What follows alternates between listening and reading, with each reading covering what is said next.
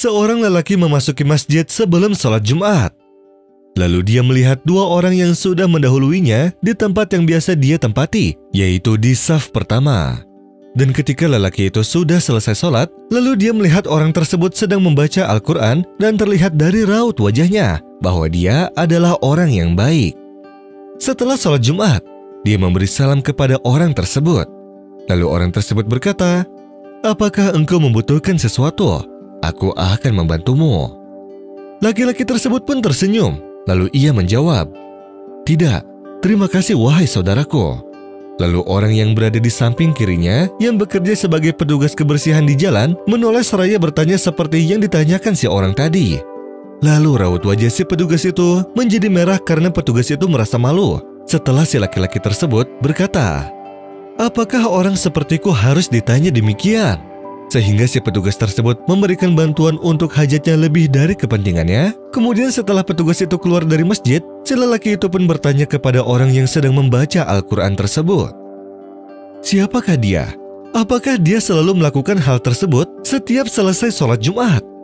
Lalu orang tersebut berkata, "Aku adalah seorang dosen, dan aku juga melakukan apa yang dia lakukan.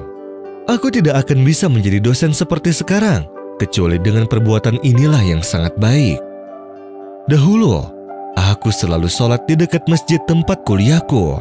Kemudian suatu hari aku merasa sedih karena ayahku telah meninggal dunia. Sedangkan tidak ada yang membantuku kecuali sang ayah. Namun tiba-tiba ada seseorang yang menyapa di sampingku dan ia menanyaiku, apakah engkau mempunyai kebutuhan agar aku bisa membantumu? Lalu aku pun tersenyum dan berkata, "Ya, aku ingin melunasi tunggakan kuliahku." Lalu orang tersebut berkata, "Baiklah, tunjukkan padaku dan beritahu namamu dengan jelas. Besok aku akan berangkat dan melunasi semua hutangmu." Si orang tersebut pun terus berbuat kebaikan padaku walaupun aku sudah selesai wisuda. Dan kemudian aku pun menangis dan aku pun berkata kepadanya, "Bagaimana aku harus membalas semua jasamu?" Kemudian si laki-laki itu pun menjawab dengan hadis Rasulullah Shallallahu Alaihi Wasallam. Seorang muslim itu saudara bagi muslim lainnya, tidak boleh menzolimi ataupun merendahkannya.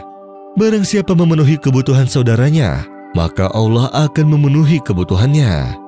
Dan barang siapa membebaskan kesulitan seorang muslim di dunia, maka Allah akan membebaskan kesulitannya di akhirat.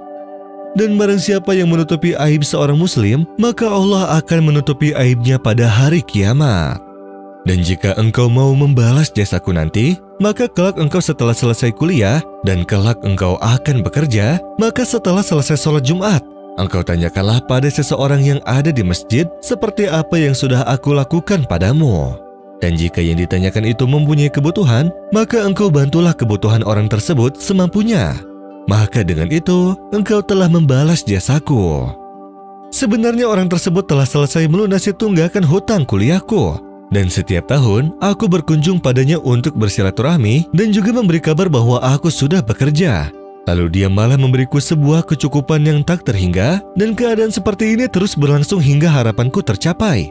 Dan setelah selesai sholat Jumat, aku pun pergi jalan-jalan dan aku terus bertanya kepada orang yang membutuhkan bantuan. Dan aku akan tetap memenuhi janjinya hingga akhir hayatku. Inna Allah ya'muru bil 'adli wal ihsani wa ita'i dzil qurba wa yanha 'anil fahsya'i wal munkari wal baghi ya'idhukum la'allakum tadhakkarun. Wa awfu bi'ahdillahi idza 'ahadtum wa la tanqudul aymana ba'da tawkidiha wa qad ja'altumullaha 'alaykum kafila. Inna Allah ya'lamu ma taf'alun.